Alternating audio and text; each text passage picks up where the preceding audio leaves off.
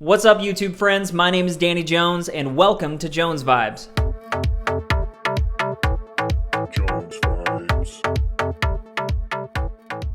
First and foremost, thank you so much for clicking on this video. And if you like what you see, go ahead and click subscribe as well as hit that notification bell. That'll keep you up to date when I make more content. This week, we're talking about Star Wars Visions. Star Wars Visions is a collection of animated short films presented through the lens of the world's best anime creators. So basically, it's a Star Wars anime and it's super tight. This came out a few days ago and I honestly wasn't too sure what to think. I mean, I'm a pretty big anime fan. Avatar: The Last Airbender is like my favorite thing of all time. But besides that, I love Full Metal Alchemist Brotherhood, Hunter x Hunter, Attack on Titan, and I'm just one of those guys that thinks anime is really fun to watch. But since I haven't really talked about Star Wars on my channel yet, I'll give you a brief history of me. I grew up with the prequels. I love those movies. I used to have lightsaber fights with my friends on the weekend, and I had all the different action figures. I actually think I still do. Mom, don't throw those away. But yeah, Star Wars was a huge part of my life growing up, and it lasted pretty much all the way till episode 8. And The Last Jedi is a divisive film. We all know this by now. Some people loved it, some people hated it. As for me, I'm still pretty torn about my opinion on the whole sequel trilogy. And I think I just need to rewatch all three of them again and see what happens. I just had different expectations for that sequel trilogy, and Star Wars is something that's so precious to me that it just caused some hard times. And then The Mandalorian came around. And what Jon Favreau and Dave Filoni are doing is just magic. The final episode of season 2 blew my mind, and it kind of broke the ice again for me back into that Star Wars lake that I've been wanting to dive back into. And I just want to bring up this show. This show fully broke that ice for me. Now I'm like in the lake swimming. This is a weird analogy. Change my name to Phelps Vibes.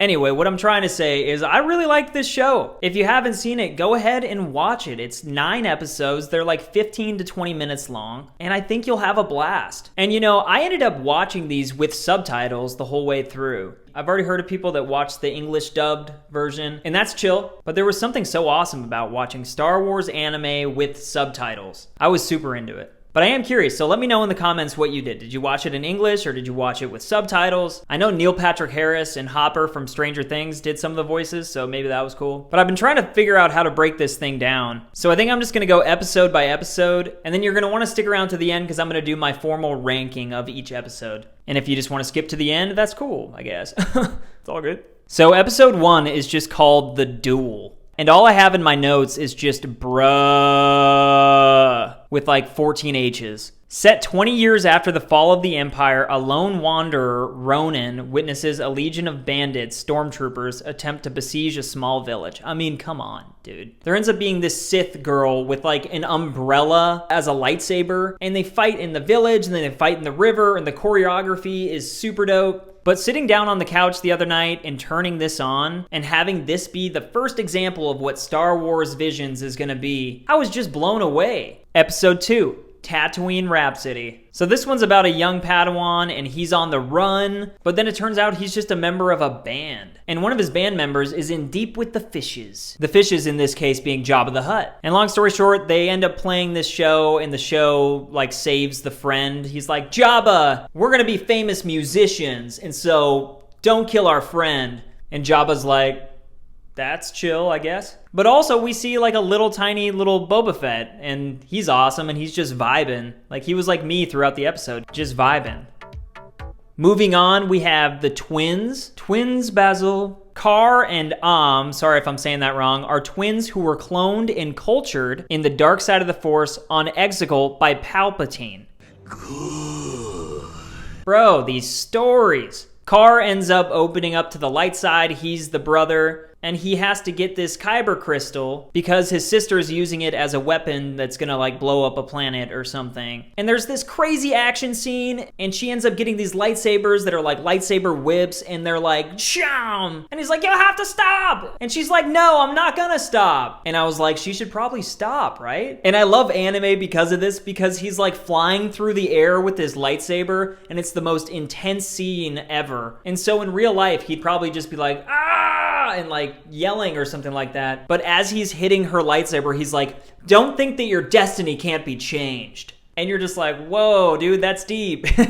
But yeah, moving on. Episode 4, The Village Bride. Not to be confused with The Princess Bride, which is a good movie.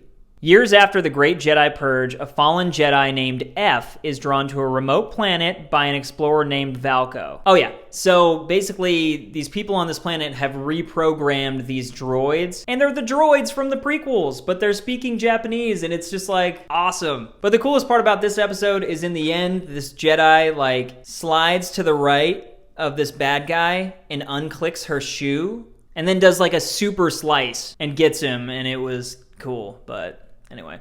Episode 5, The Ninth Jedi.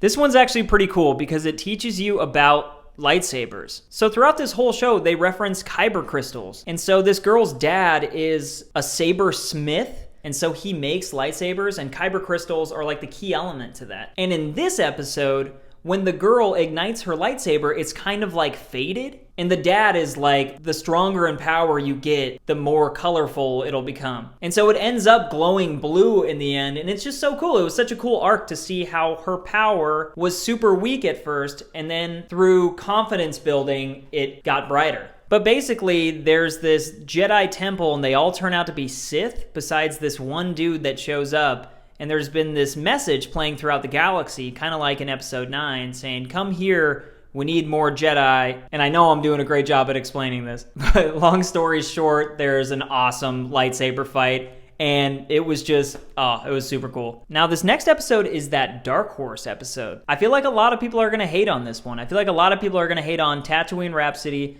And then this one is called TOB1, and it's about this droid that was created by his master, and basically what they're there to do on this planet is restore life. They're trying to get vegetation back and get the clouds back, but all this little droid can think about is becoming a Jedi. He just wants to travel the galaxy and be the hero in these stories. And so, kind of being rebellious, he goes out and then he gets in his master's ship. And when he turns that on, it sends a signal to the Sith.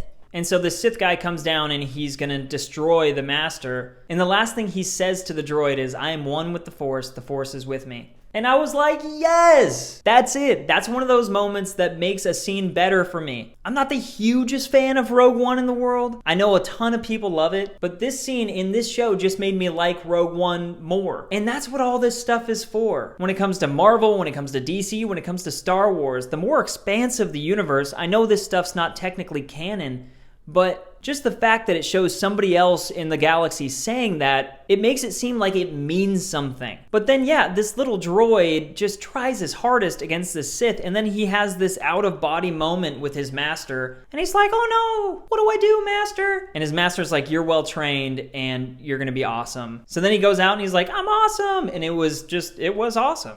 Episode 7. I watched this one this morning and I was really excited about it. I watched it with my coffee. It's like my favorite time of the day, waking up, having coffee, and watching something. And this episode's called The Elder. Let's dive into this a little bit. Centuries after the death of Darth Bane. And I give my lightsaber back to you, the people.